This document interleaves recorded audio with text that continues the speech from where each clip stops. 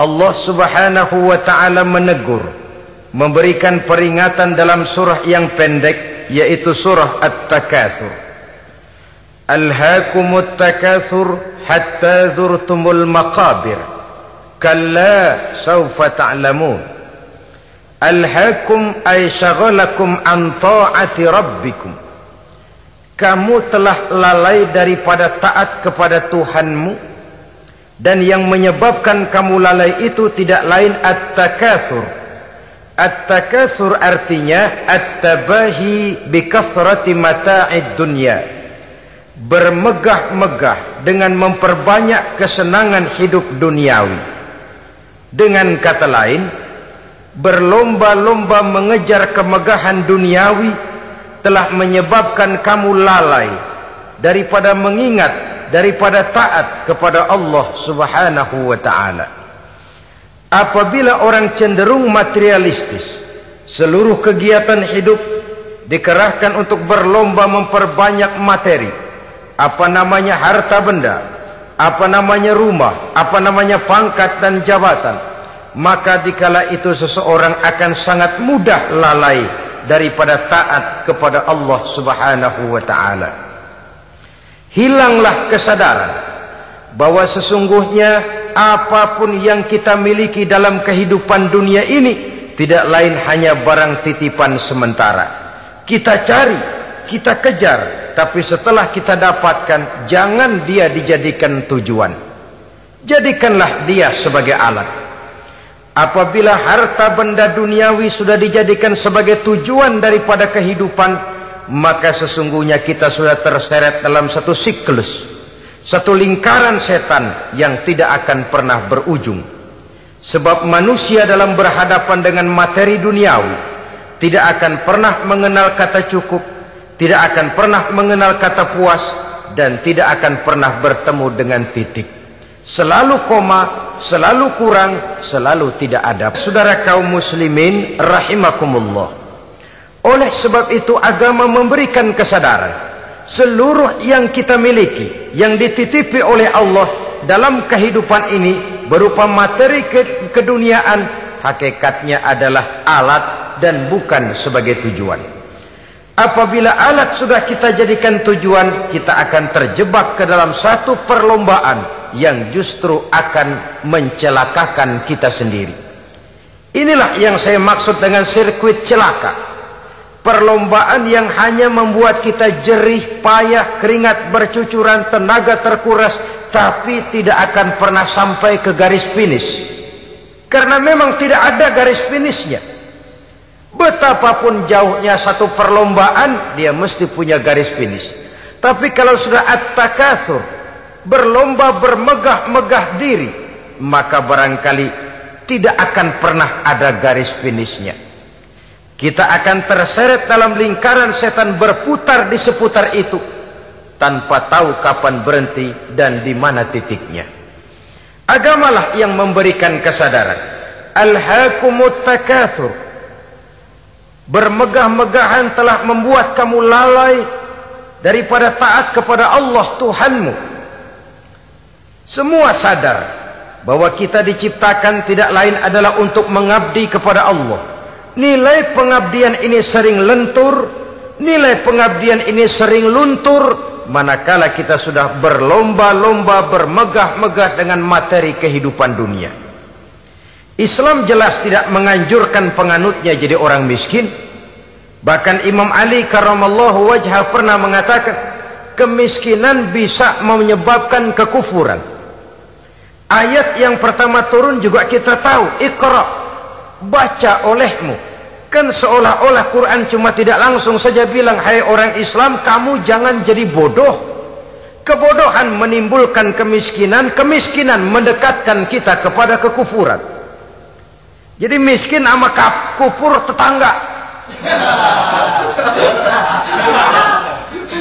Artinya dalam kondisi miskin, kemudi hati itu mudah terombang-ambing. Oleh sebab itu sering kemiskinan umat Islam ini dimanfaatkan oleh orang-orang lain untuk menyebarkan agamanya. Padahal agama adalah soal keyakinan. Yang tidak mungkin ditunjang dengan supermi, ditunjang dengan beras, pakaian, obat-obatan, beasiswa. Agama adalah soal keyakinan. Keyakinan adalah soal kebenaran, dan kebenaran itu adalah milik bersama. Tujuan diciptakannya manusia tidak lain adalah untuk melaksanakan ibadah. Kalau orang tenggelam dalam perlombaan memperbanyak harta, mempertinggi kedudukan, memperindah segala macam yang sifatnya duniawi, biasanya itu akan membuat dia lalai dari taatnya kepada Allah Azza wa Jalla. Kadang bukan hanya lalai daripada taat, juga sering terjebak kepada maksiat. Karena kalau pola pandang dan tolok ukur sudah benda duniawi semata-mata, sangat tidak mustahil orang lalu terjebak ke dalam prinsip menghalalkan segala cara. Asal sudah tujuan tercapai, cara apapun halal. Akhirat nomor 18.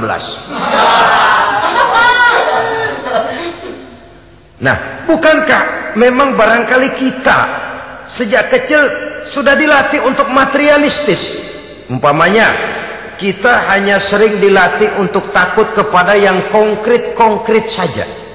Takut kepada yang nyata-nyata saja. Seorang ibu kalau menakuti anaknya, aduh nak, kenapa ini kau kerjakan? Kalau bapakmu tahu, waduh, habis kamu. Nah, kita lihat, kalau bapakmu tahu, kalau polisi tahu, kalau hansip tahu, kalau satpam tahu. Tapi jarang seorang ibu menanamkan kepada anak, nak, kenapa ini yang kau lakukan, nak? Bukankah kau tahu Allah lihat, Allah tahu, Allah dengar, Allah, nak? Diajarkan takut kepada yang gaib. Karena kalau takut dia kepada polisi, dia pasti bisa cari tempat lain dong yang polisi kagak lihat.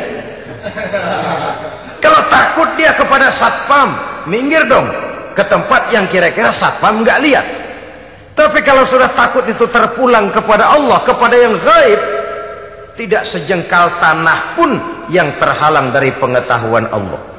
Tapi itulah salahnya kita. Sejak kecil anak-anak sudah kita latih untuk takut hanya kepada yang konkret-konkret saja. Akibatnya sampai dia besar melembaga dalam kehidupannya. Dia nyolong, kata temannya, kamu nyolong ya? Iya. Kok nyolong sih? Emang? Kenapa nyolong? Biarin.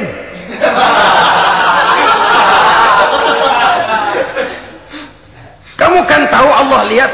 Tahu. Kenapa nyolong juga? Biarin. Asal orang jangan lihat. Kalau Allah mah lihat, dia kagak ribut. Allah nggak ribut katanya. Nah, ini kan satu refleksi yang timbul daripada kenyataan. Jikalau orang hanya dijejali rasa takut kepada yang konkret-konkret saja, kepada yang zohir-zohir saja, yang akan tumbuh lalu mental kucing. Sopan, tenang, kalem, ayem, nggelenggem. Kalau ada orang, sedikit orang meleng, kucing kelihatan watak aslinya. Saudara-saudara kaum muslimin rahimakumullah. Oleh sebab itulah maka agama lewat surah yang kita bicarakan pada pertemuan ini memberikan peringatan. Kala, jangan begitu dong. Kamu boleh mencari dunia, silahkan cari harta yang banyak, cari pangkat yang tinggi, tapi jangan itu membuat kamu lalai daripada taat terhadap Allah Subhanahu wa ta'ala. Jangan karena keinginan mendapat harta yang sebanyak-banyaknya lalu melakukan segala macam cara asal tujuan tercapai. Itu sudah membuat kita lalai.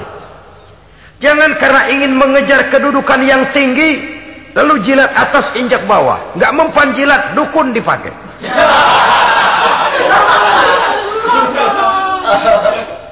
Itu kan sudah membuat kita lalai. Nanti kalau berhasil, wah, dukun kita paten. Tapi kalau gagal, dukun sialan, kagak mantu. Hilanglah Allah dalam kehidupan kita. Makin materialis, dan perlombaan ini membawa kita kepada kecelakaan. Kala, sekali-kali jangan begitu. Nyatanya kan ada orang nyari duit, setelah duitnya banyak dibudakin oleh duit. Dia sendiri tidak bisa merasakan kesenangan daripada duitnya, konon lagi orang lain. Mau ke pasar ngitung 16 kali. Naik bajai 1000. 1000 itu kalau ratusan semua 1000 lembar. Hitung-hitung, mendingan jalan kaki. Jalan kaki tengah hari bolong, panas, kan dibudakkan oleh uang.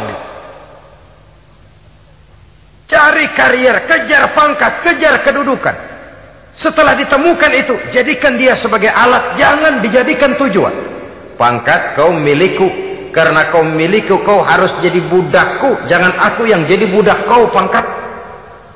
Satu saat dia harus lepas dari kita. Jiwa ini lapang. Kenapa? Dahulu pun ketika lahir ke dunia tidak ada pangkat yang kita sandang. Dahulu pun ketika lahir ke dunia tidak ada harta yang kita bawa. Jadi harta itu, pangkat itu, kedudukan itu ada dalam hati, tapi tidak berurat dan berakar. Kalau dia berurat dan berakar dalam hati, berat misah sama harta itu. Berat. Sekedar ngasih fakir miskin cepet juga berhitungnya 17 lembar.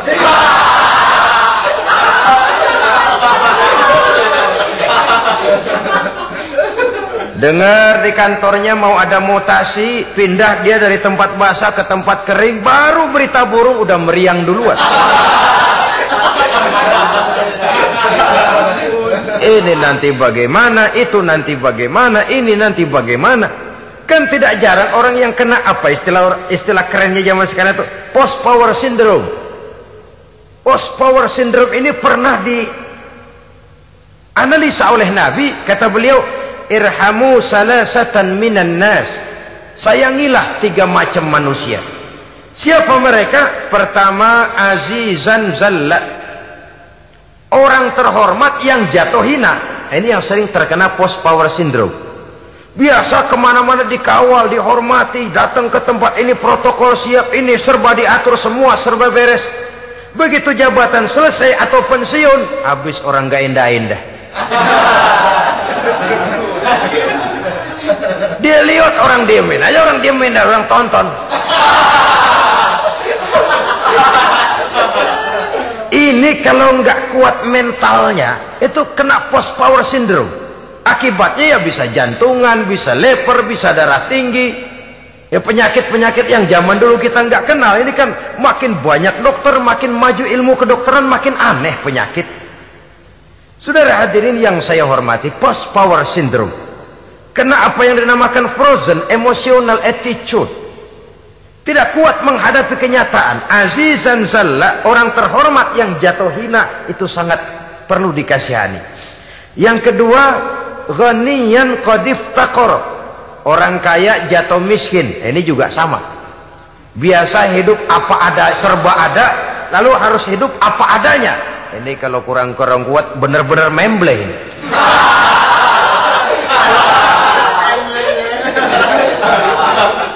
Kalau tidak kuat mentalnya, biasa hidup serba enak, serba nikmat, cuma kerjanya neken cek, main apa itu kredit card, macam-macam fasilitas dipunyai. Tahu-tahu jatuh bangkrut, jatuh miskin.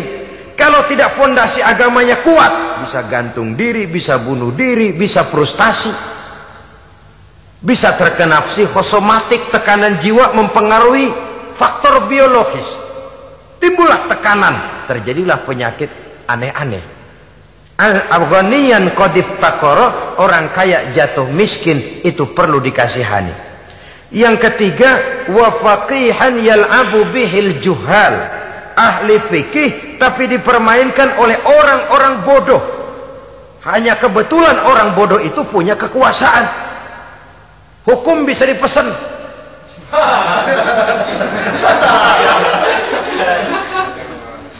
Aturannya haram, Ustaz, ada haram dikit aja dah.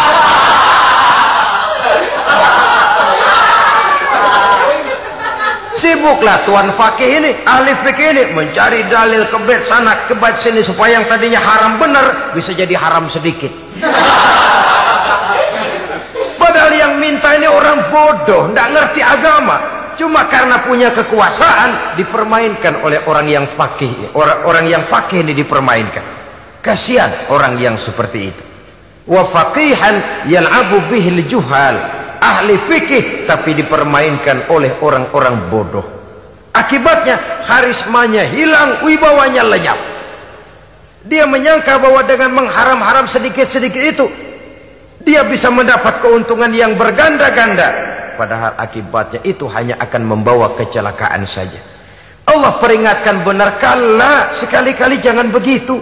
Cari uang yang banyak silahkan. Ngejar kedudukan yang bagus boleh. Bikin rumah yang hebat silahkan. Ada kendaraan bagus silahkan. Tapi jangan sampai kamu terjebak kepada sirkuit celakai. Perlombaan yang tidak ada garis finishnya. Sering dicontohkan orang menghayal, melamun. Kamu kenapa enggak mau ibadah? Lah bagaimana mau sembahyang, saya di Jakarta masih ngontrak.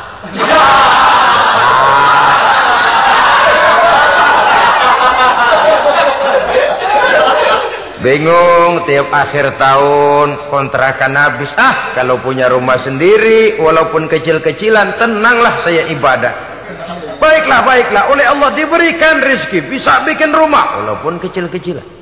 Sudah punya rumah sendiri, belum juga ibadah, apalagi mulur lagi. Habis bagaimana mau sembahyang, rumah kecil banget. Pinggir kali, asal hujan bocor ya.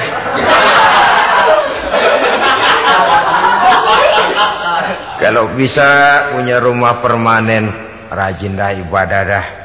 Iyalah, diberikan rezeki, bisa bikin rumah besar, kamarnya banyak, halamannya luas, kendaraan belum ada, perabotan belum lengkap.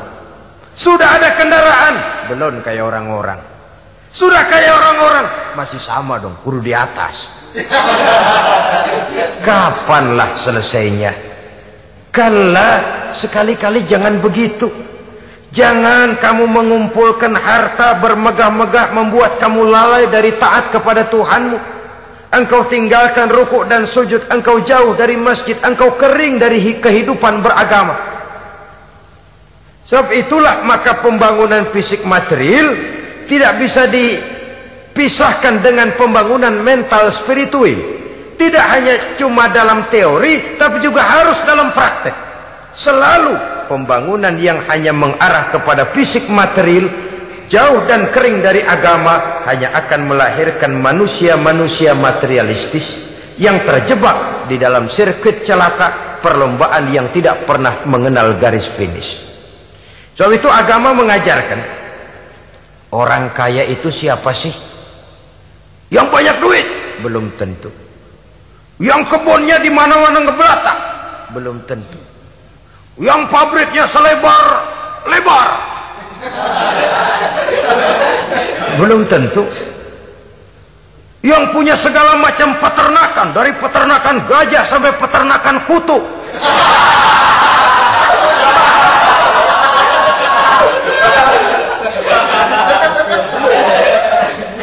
Belum tentu. Agama memberikan tuntunan yang sangat luhur. Orang kaya itu adalah orang yang hidupnya cukup. Orang miskin itu orang yang selalu merasa kurang. Bagaimanapun banyak duit saudara miliki, kalau masih merasa kurang, masih miskin saudara. Saya punya uang 1.000 rupiah, Anda punya uang 1 juta rupiah. Mungkin saya lebih kaya dengan uang yang 1.000 ketimbang Anda 1 juta. Kenapa? Dalam tangan saya uang 1.000 besar, artinya sesuai dengan kebutuhan saya.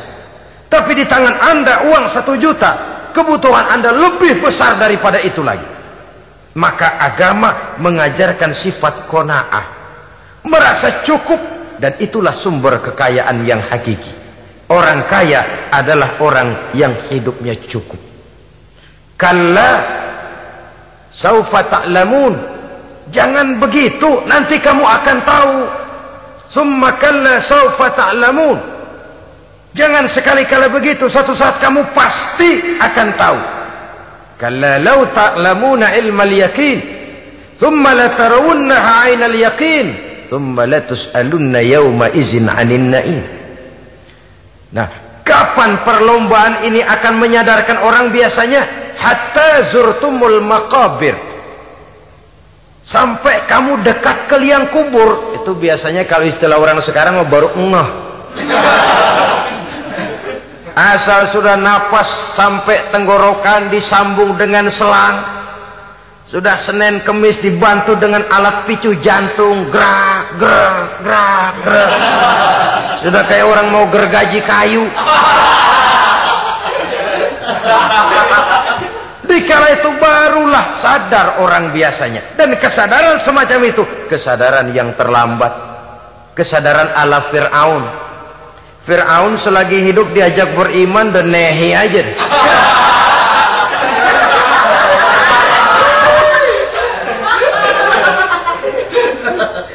Tapi ketika dia tenggelam di lautan merah bersama seluruh tentaranya, dikala napas hampir terputus, keluar ucapannya, amantu bi Rabbi Musa wa Harun. Aduh, kalau begini mah saya juga percaya kepada Tuhannya Musa dan Harun. Saya beriman kepada Allah. Lagi timbul tenggelam mau sekarat baru beriman. Hatta zurtumul maqabir, kamu telah lalai dari sebab bermegah-megah sampai kamu masuk ke liang kubur, dekat ke liang kubur. Kalimat zurtum di sini menjelaskan bahwa kubur itu tidak selamanya. Zurtum itu dari kalimat zaro ya zuru, berziarah. Orang berziarah kan sebentar. Ke kubur itu sama dengan berziarah kita di situ. Sebentar, tidak akan selamanya, tidak akan kekal dalam kubur. Bahwa kubur itu cuma satu halte dari sekian halte yang harus kita jalani. Hatta zurtumul maqabir ay mutum wa dufintum fil kubur, sampai kamu mati dikubumikan dalam kubur, barulah kamu sadar bahwa perlombaan itu hanya sia-sia.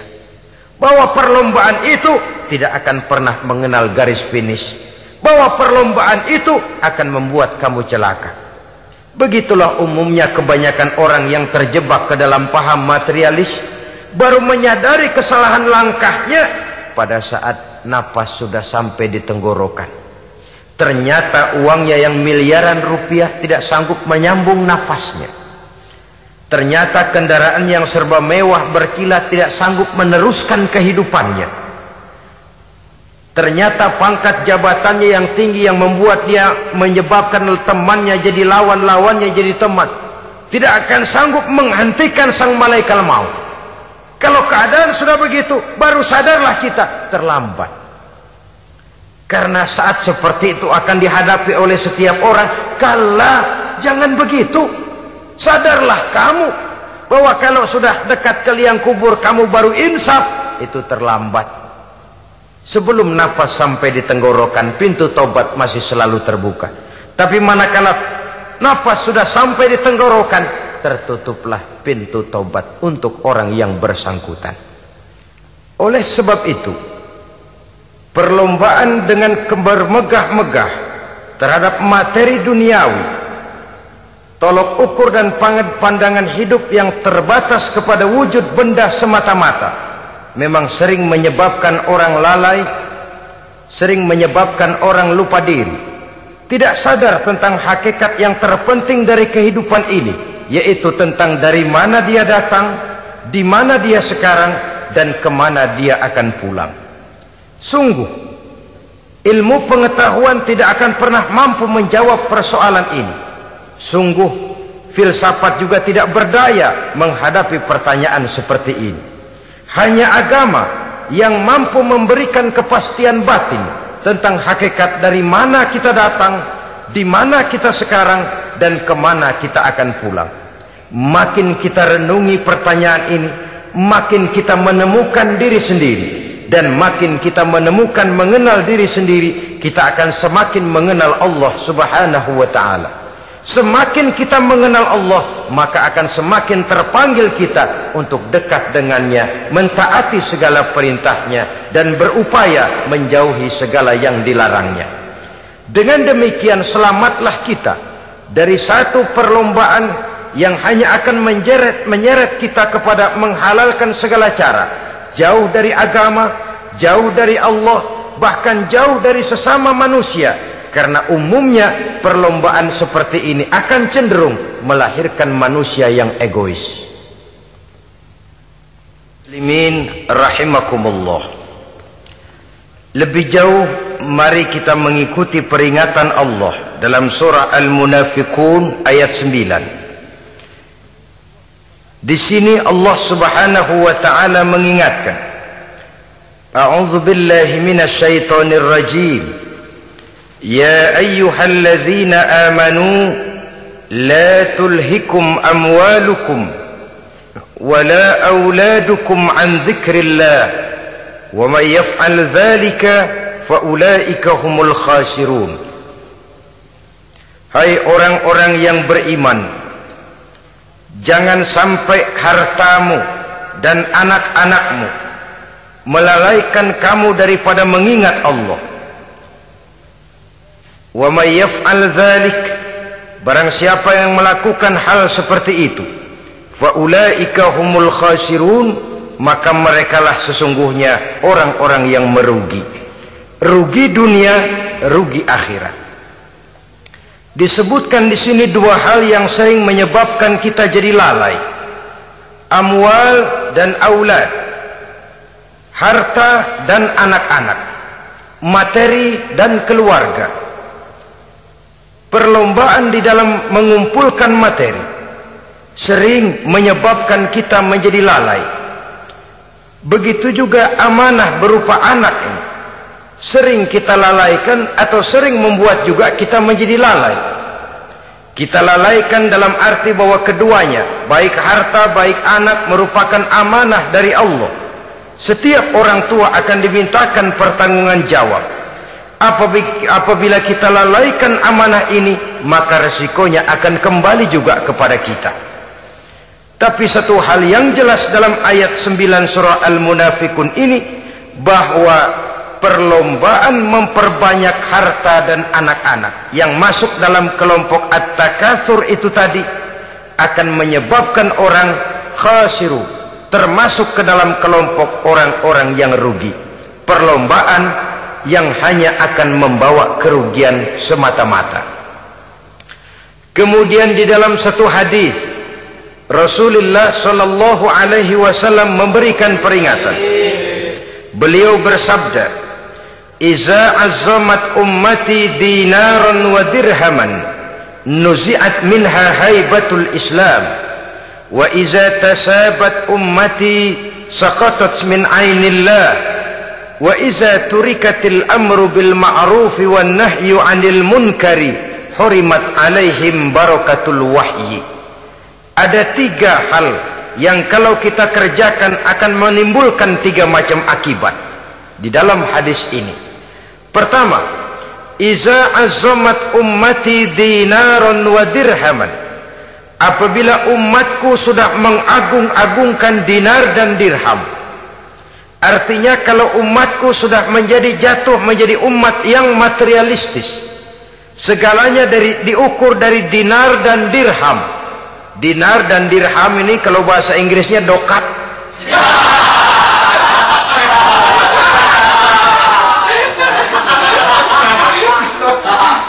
Segalanya diukur dari segi dinar dan dirham saja. Nuzi'at minha haibatul Islam, akan dicabutlah kehebatan Islam dari mereka. Memang ada kalanya kita berkata bahwa tanpa uang kita tidak bisa berbuat apa-apa. Tapi kalau itu dijadikan landasan dari segala sesuatu, itu yang dijadikan ukuran, itu yang dijadikan tujuan, kita hakikatnya sudah gagal sebelum melangkah. Apapun saja profesi kita, apabila sudah menjadi pendewa dinar dan dirham, akan hilanglah kehebatan Islam, akan dicabut kehebatan Islam itu. Umat Islam bisa dibeli, ulama bisa dikontrak, kiai bisa dicarter. Saudara hadirin ma'asyiral muslimin rahimakumullah, apabila umatku sudah membesar-besarkan dinar dan dirham, bermegah-megah dengan itu, berlomba-lomba memperbanyak itu yang menjadi tujuan dan tolok ukur dari segala kegiatan, nuzi'at minha haibatul Islam, akan dicabutlah kehebatan Islam. Hilang itu wibawa. Walaupun dia bernama umat mayoritas dalam jumlah, tetapi dia minoritas dalam peranan. Mayoritas dalam bilangan, tapi minoritas dalam percaturan kegiatan hidup ini. Kita ingat di zaman pengembangan Islam di masa Rasulullah sallallahu alaihi wasallam, mereka berlomba-lomba mengorbankan dinar dan dirhamnya untuk kepentingan agama. Bukan mengorbankan kepentingan agama untuk mencari dinar dan dirham. Kita di zaman sekarang sering terjadi penjungkiran nilai, terbalik yang kita amalkan. Nabi Ibrahim mengorbankan putranya Ismail untuk kepentingan agama. Kita sering sekarang ini mengorbankan kepentingan agama untuk anak-anak kita. Dulu anaknya yang dikorbankan buat agama, sekarang agamanya dikorbankan buat anak. Dulu dinar dan dirham dibelanjakan untuk menopang agama, sekarang agama dijadikan alat untuk mencari dinar dan dirham. Saudara-saudara kaum muslimin rahimakumullah, memang apabila dinar dan dirham digunakan untuk penyangga perjuangan, itulah idealnya. Saya katakan tadi, dinar, dirham, uang, dunia cuma sekedar alat, bukan sekedar tujuan. Kita memerlukan alat ini. Membangun pesantren tidak cukup dengan semangat. Membangun rumah sakit Islam tidak cukup dengan pidato. Membangun masjid tidak cukup dengan semangat menggebu-gebu. Kita perlu semen, kita perlu pasir, kita perlu batu kali, kita perlu besi, dan itu semua beli. Tidak turun dari langit seperti turunnya embun di waktu pagi. Tidak mungkin rumah sakit Islam muncul ke permukaan hanya dengan simsalabim abrakadabra.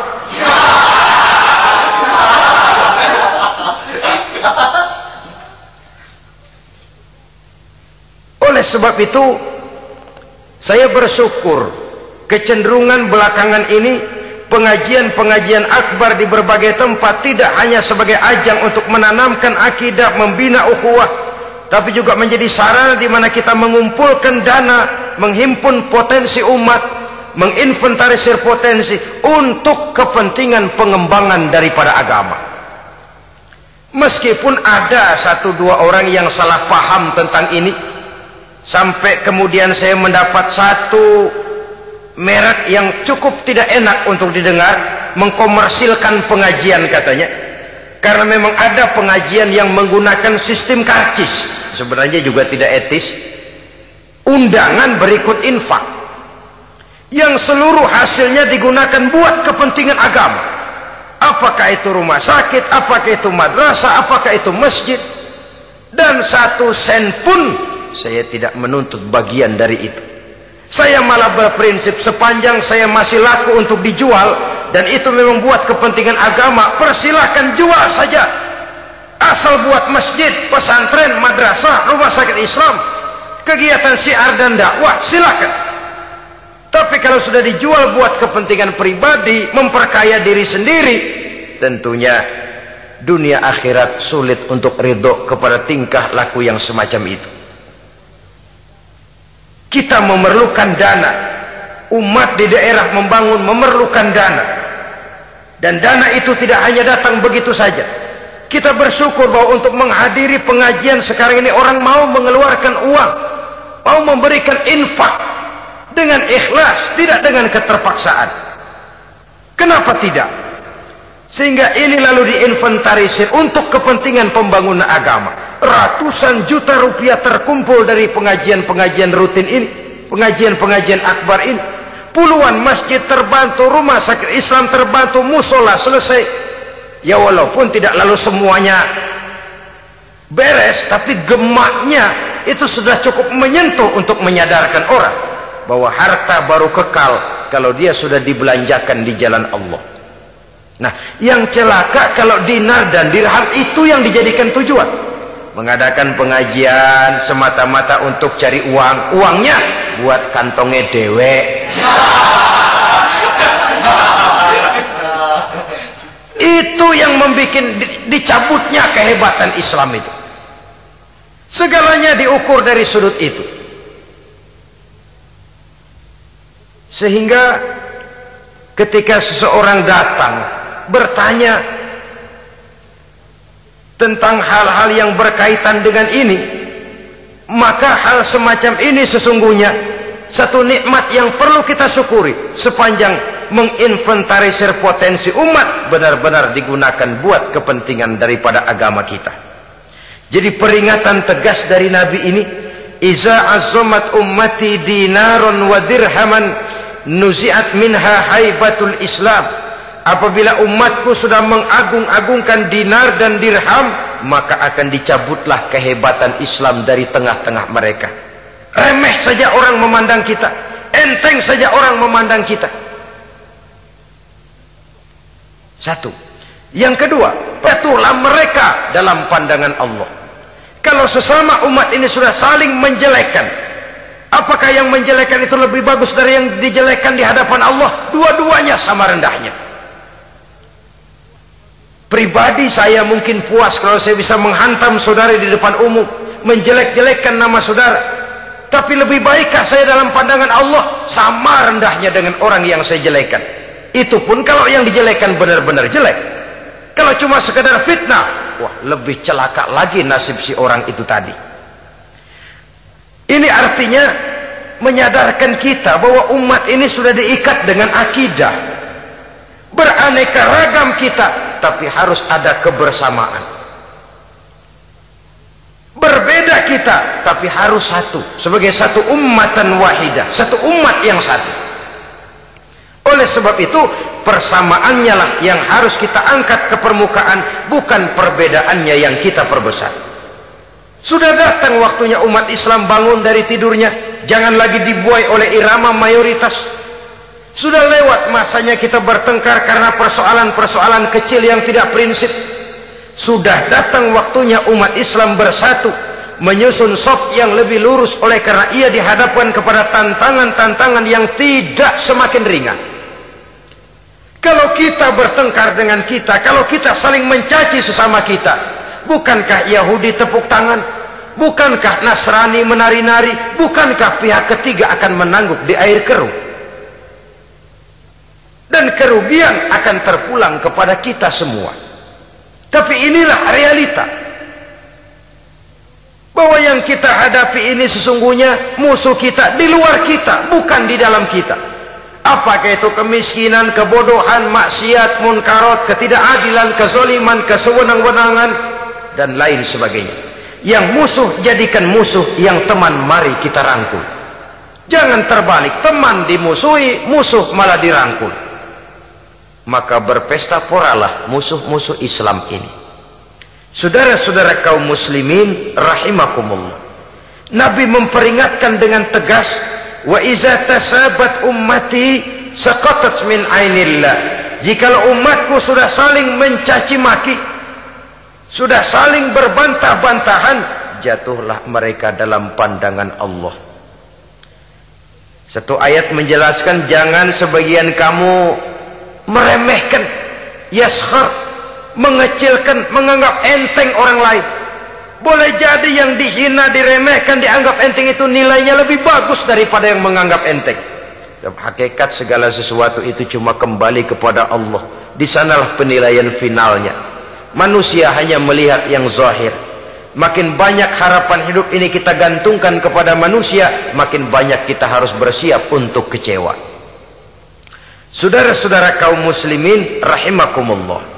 Kemudian yang ketiga peringatan dari baginda Nabi, wa iza turikatil amru bil ma'rufi wan nahyu 'anil munkari hurimat 'alaihim barakatul wahyi. Apabila amar ma'ruf dan nahi munkar telah ditinggalkan, maka akan hilanglah keberkahan wahyu, akan hilanglah keberkahan Quran, akan sirnalah keberkahan agama. Amar ma'ruf dan nahi munkar ditinggalkan, artinya di tengah masyarakat sudah tidak ada lagi yang menyerukan ini baik, ini tidak baik, ini halal, itu haram. Mari kita sholat, mari makmurkan taklim, santuni yatim piatu, makmurkan masjid. seruan ke arah itu tidak lagi terdengar. Sementara tinggalkan judi, tinggalkan minuman keras, jauhi zina, seruan semacam itu pun tidak lagi terdengar. Maka hilanglah keberkahan wahyu itu. Karena amar ma'ruf dan nahi munkar merupakan bagian daripada ajaran agama kita. Menjadi sponsor dari segala macam kebajikan dan menjadi penghalang daripada segala macam kemunkaran sesuai dengan batas kemampuan yang kita miliki masing-masing. Nah, saya kembali kepada persoalan pokok di awal pembicaraan tadi. Bagaimana jalan keluarnya? Jalan keluarnya tidak lain adalah upaya. Bagaimana kegiatan yang sifatnya fisik material ini diimbangi dengan kegiatan yang bersifat mental spiritual.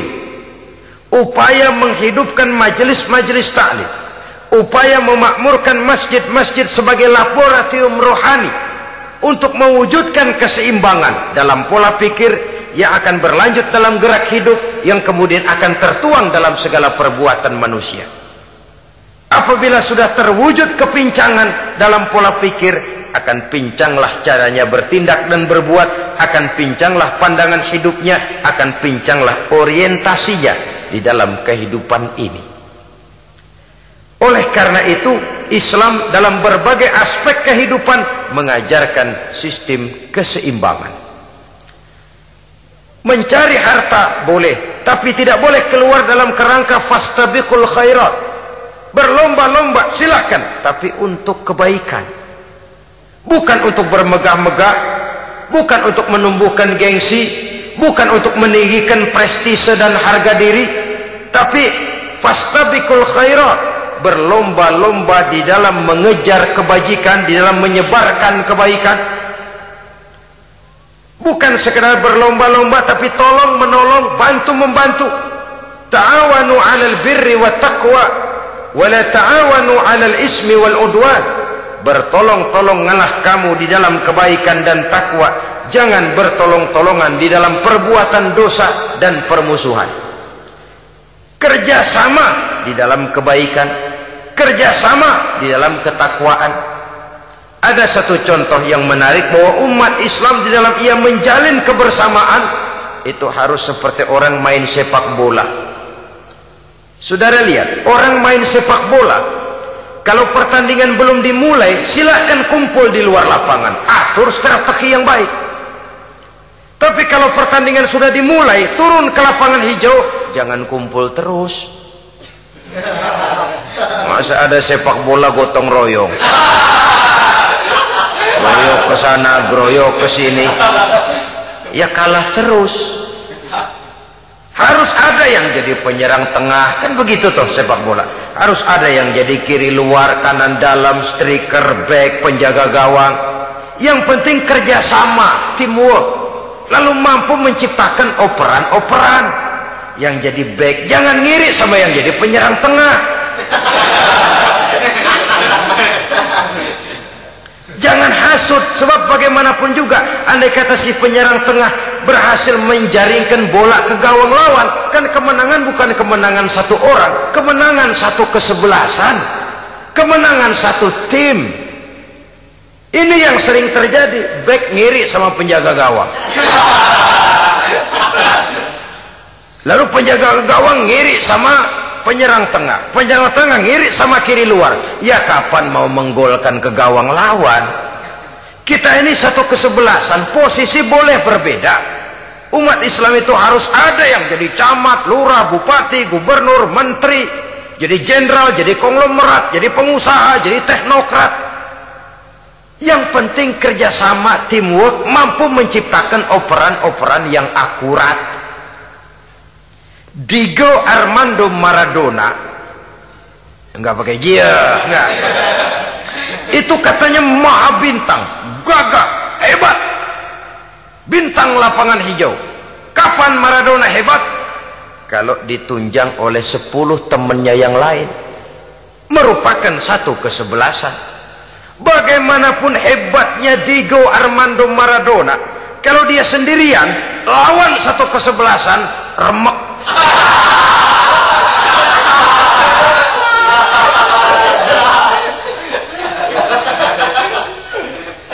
dia hebat, dia jenius, dia maha bintang karena dapat operan dari teman-temannya. Bukan jegalan, operan. Jadi oleh sebab itu bagaimana kita menciptakan operan-operan akurat yang akan melahirkan kebersamaan di tengah-tengah umat. Artinya satu contoh saja. Misalnya seorang pengusaha besar, oleh karena kesibukannya di dunia bisnis, tidak perlu jadi ketua pembangunan musola. Tapi kalau ada musola belum selesai, operan. Operannya itu yang penting. Apa yang dioper itu? Semen, apa batu kali, apa besi? Yang penting operan. Operannya akurat. Kadang-kadang ada terjadi juga frustasi ngelihat lawan kesebelasannya terlalu kuat, ngoper ke gawang sendiri. Jebol. Kan sering terjadi begitu. Muslim didukung oleh umat Islam, ketika punya posisi menguntungkan malah mempersulit Islam. Ini kan ngoper ke gawang sendiri, bunuh diri namanya. Boro-boro jebolin gawang lawan, asal jangan bunuh diri juga lumayan. Jadi kalau saja kita mampu menciptakan kebersamaan seperti ini, baju boleh berbeda. Seorang muslim boleh dibungkus baju ABRI, boleh dibungkus baju dokter, boleh dibungkus baju teknokrat, boleh dibungkus baju konglomerat, sekedar baju. Tapi kalau terbukalah baju itu, kelihatan dadanya, terbersit nilai imannya, meresap sampai ke tulang sumsumnya.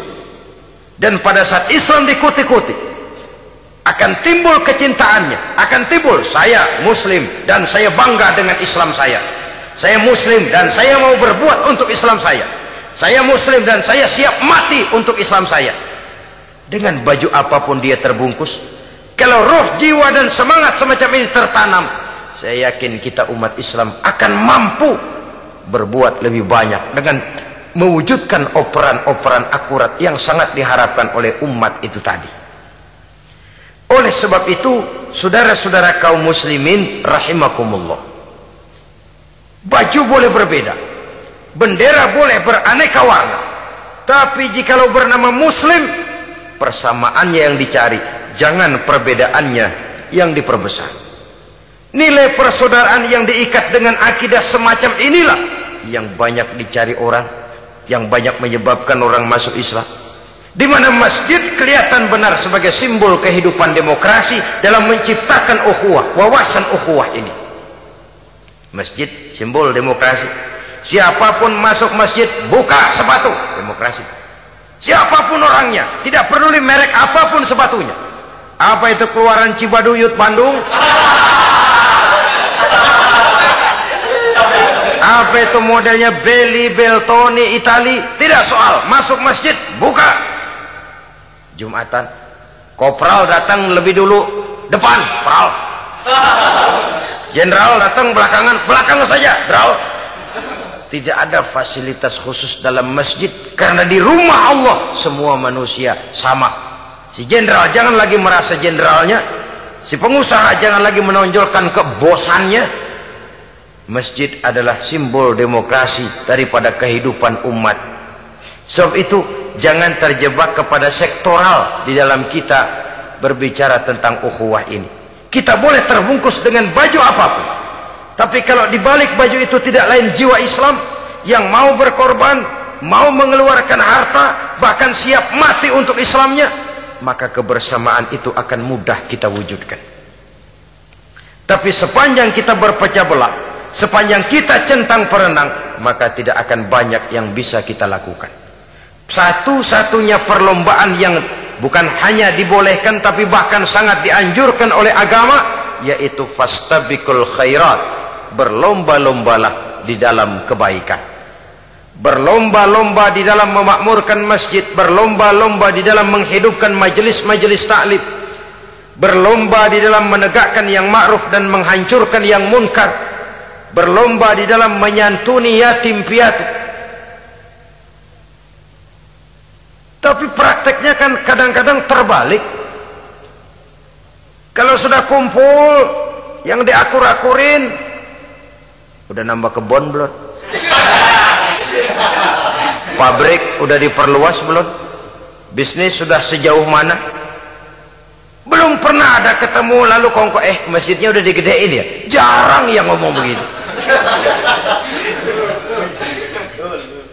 Madrasahnya sudah bagaimana, sejauh mana? Mesti yang enak itu ya nyocok-nyocokin. Bagaimana rumahmu sudah, bagaimana kendaraanmu, bagaimana pesawatmu, bagaimana bukankah itu juga takasur? Dari obrolan kan nanti yang belum kan timbul panasnya. Gile dia udah beli gituan, gue belum. Timbul panasnya, lalu berusaha, berlomba lagi, bersaing lagi, berlomba lagi, bersaing lagi. Walaupun persaingan perlu, karena tanpa persaingan orang jarang mikir.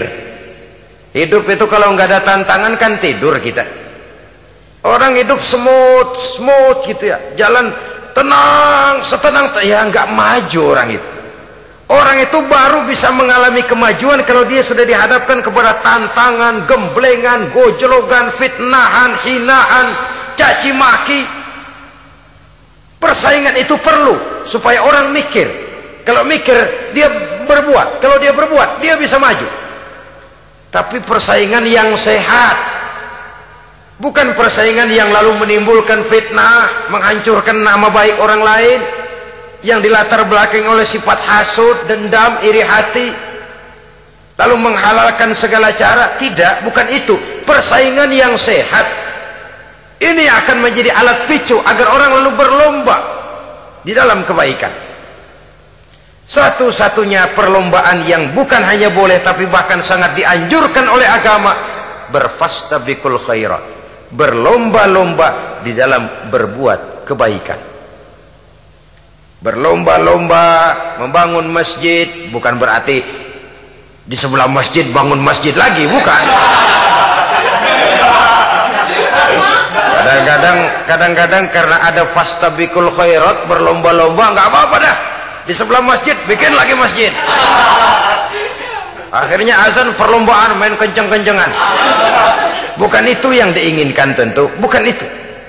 Bagaimana memakmurkan masjid, bagaimana memfungsikan masjid, bagaimana membina umat dan lain sebagainya. Jadi pembicaraan ke arah itu akan menimbulkan rangsangan untuk berlomba di dalam kebaikan. Kalau dia kok bisa menata masjidnya sampai makmur, jamaah senang datang ke sana, anak-anak muda betah di masjid, kenapa saya tidak? Apa konsepnya? Nah, ini kan berlomba, tapi berlomba dalam kebaikan. Kalau dia bisa menghimpun anak-anak muda lalu diarahkan kepada jalan yang positif, kenapa saya tidak bisa? Dia punya potensi yang saya juga punya. Berlomba di dalam kebaikan. Perlombaan semacam ini akan memberikan ketentraman karena jalan yang ditempuh jalan ibadah. Tapi kalau perlombaan materi, at-takasur tadi, yang timbul bukan ketentraman, panas. Karena panas, udah dekat, panas kan tetangganya hasud, dengki, iri hati, sakit, demam, orang lain maju, meriang. Lah kalau sudah begitu, hasud yang jadi bisikan hati, ya sudah, segala macam cara dilakukan untuk menjatuhkan orang lain. Dan itu sudah bukan lagi persaingan yang sehat. Saudara-saudara kaum muslimin rahimakumullah. Oleh sebab itu kita tutup pertemuan singkat kali ini dengan satu kesimpulan, bahwa harta adalah sekedar alat, bukan tujuan di dalam kehidupan. Tanpa harta barangkali orang sulit untuk bahagia, tapi harta semata-mata tidak merupakan jaminan bahwa orang lalu akan bahagia. Termasuk di dalam kata harta ini pangkat, jabatan, kedudukan, anak, istri, keluarga, rumah, tanah, pabrik, kebun, peternakan, dan lain sebagainya. Perlombaan yang dianjurkan di dalam agama adalah perlombaan untuk berbuat kebaikan. Maka masalahnya sekarang, bagaimana kita memanfaatkan harta ini untuk sebanyak-banyak kebaikan yang bisa kita lakukan. Semoga kita mampu melakukannya dan kita tidak termasuk dalam orang-orang yang celaka yang lantaran bermegah-megah dengan kesenangan dunia saja. Terima